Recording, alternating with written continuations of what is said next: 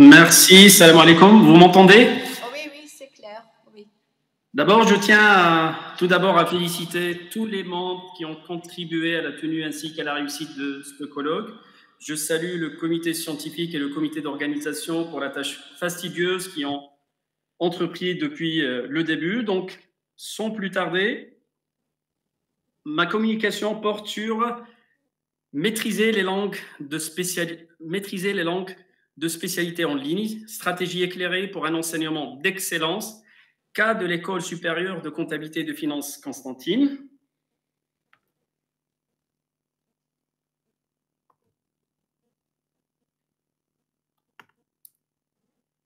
Donc, l'enseignement des langues de spécialité représente un défi complexe et stimulant dans le paysage de l'éducation linguistique contemporaine.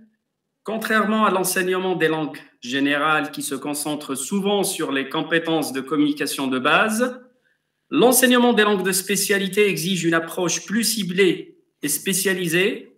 Ces langues, par leur nature même, sont intrinsèquement liées à des domaines professionnels spécifiques tels que l'économie, cas de notre école, les sciences, la médecine, le droit et bien d'autres encore. Elles représentent un vocabulaire technique et des conventions linguistiques propres à chaque domaine, nécessitant ainsi une expertise approfondie de la part des enseignants et une capacité d'adaptation des étudiants. L'intitulé de cette intervention, en l'occurrence maîtriser les langues de spécialité en ligne, souligne l'importance cruciale de développer des approches pédagogiques innovantes pour répondre aux besoins spécifiques des apprenants dans le contexte de l'enseignement en ligne. Dans un monde de plus en plus connecté et numérisé, où les opportunités d'apprentissage à distance se multiplient, il est impératif d'explorer de nouvelles méthodes et technologies pour garantir la qualité et l'efficacité de l'enseignement des langues de spécialité. Cette intervention vise à examiner de près les défis uniques auxquels sont confrontés les enseignants et les étudiants dans l'apprentissage des langues de spécialité en ligne, ainsi qu'à proposer des solutions pratiques et éclairées pour relever ces défis en mettant l'accent sur l'importance de la planification stratégique, de l'adaptation des outils technologiques et de l'engagement actif des apprenants.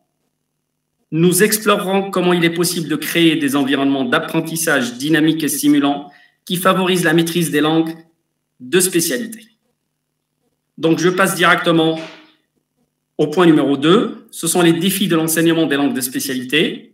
L'enseignement des langues de spécialité présente un ensemble unique de défis qui exigent une approche réfléchie et adaptée de la part des enseignants et des apprenants. Ces défis sont liés à la nature spécifique des langues de spécialité ainsi qu'aux exigences particulières des domaines professionnels auxquels elles sont associées. Tout d'abord, les langues de spécialité se caractérisent par leur vocabulaire technique et leur terminologie propre à chaque domaine. Par exemple, le vocabulaire utilisé en économie, en médecine, en droit ou en ingénierie est souvent complexe et spécifique à ces domaines particuliers. En conséquence, les enseignants doivent non seulement maîtriser la langue elle-même, mais aussi acquérir une compréhension approfondie des concepts et des termes utilisés dans ces domaines spécialisés. Cette double exigence rend l'enseignement des langues de spécialité particulièrement exigeant sur le plan intellectuel pour les enseignants. De plus, l'enseignement des langues de spécialité nécessite souvent une immersion dans des domaines professionnels qui ne sont pas nécessairement familiers aux enseignants. Je vous donne un exemple. Un professeur de français langue étrangère peut se retrouver à enseigner le français des affaires, le français économique ou commercial à des étudiants en économie ou en commerce. Dans tel cas, les enseignants doivent consacrer du temps à des efforts supplémentaires pour se familiariser avec les pratiques. Docteur Kadri, il y a un problème avec votre diapo. Hein? Donc, ça ne bouge pas, vous êtes toujours à l'introduction. Je ne sais pas si c'est fait exprès ou non, un problème technique. Je suis à la page 7. Non, c'est toujours l'introduction. Il n'y a pas de souci. Donc, je poursuis oralement, comme ça, on ne va pas perdre de temps. OK, allez-y. Donc, dans de tels cas, les enseignants doivent consacrer du temps à des efforts supplémentaires pour se familiariser avec les pratiques, les normes et les conventions spécifiques à ces domaines professionnels afin de fournir un enseignement de qualité à leurs étudiants. Pour ce qui est des étudiants, l'apprentissage des langues de spécialité représente également un défi majeur. Non seulement ils doivent acquérir une maîtrise de la langue cible, mais ils doivent aussi être en mesure de comprendre et d'assimiler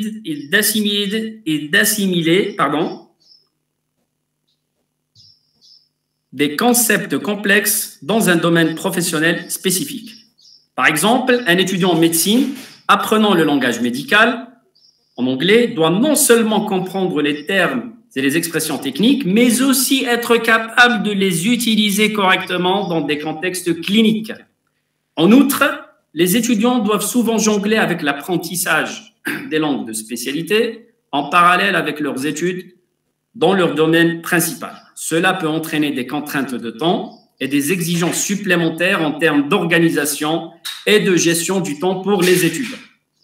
Dans le contexte de l'enseignement en ligne, ces défis sont amplifiés par la nature distancielle de l'apprentissage. Les enseignants doivent trouver des moyens innovants de transmettre efficacement les concepts et les terminologies spécialisées à travers des plateformes numériques, tandis que les étudiants doivent s'adapter à un environnement d'apprentissage virtuel et trouver des moyens de maintenir leur motivation et leur engagement tout au long du processus d'apprentissage. Je passe au dernier point, enseignement des langues de spécialité, l'exemple de notre école. L'École supérieure de comptabilité et de finance a été confrontée à un défi de taille pendant la crise de la Covid-19, qui était de maintenir la qualité de l'enseignement du français économique, une langue de spécialité cruciale pour les étudiants, puisque l'enseignement au niveau de notre école est dispensé uniquement et exclusivement en langue française. Se dessinant à des critères dans les domaines de la comptabilité, de la finance et du droit des affaires. Le programme de français économique de l'ESCF se distingue par sa structure progressive, débutant par l'acquisition de la terminologie spécialisée pour évoluer vers le traitement de textes économiques et techniques relatifs au droit des affaires jusqu'à la rédaction des lettres formelles ou de documents professionnels.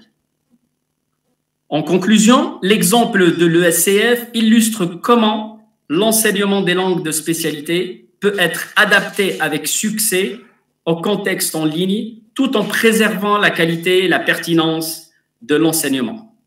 En intégrant de manière judicieuse les outils numériques et les interactions en présentiel, les institutions éducatives peuvent répondre efficacement aux besoins des apprenants et les préparer à réussir dans leur domaine professionnel. Je me contente de ce peu d'informations afin de laisser la place à mes confrères et mes chers consoeurs. Je vous remercie infiniment pour votre écoute et bonne chance pour la suite.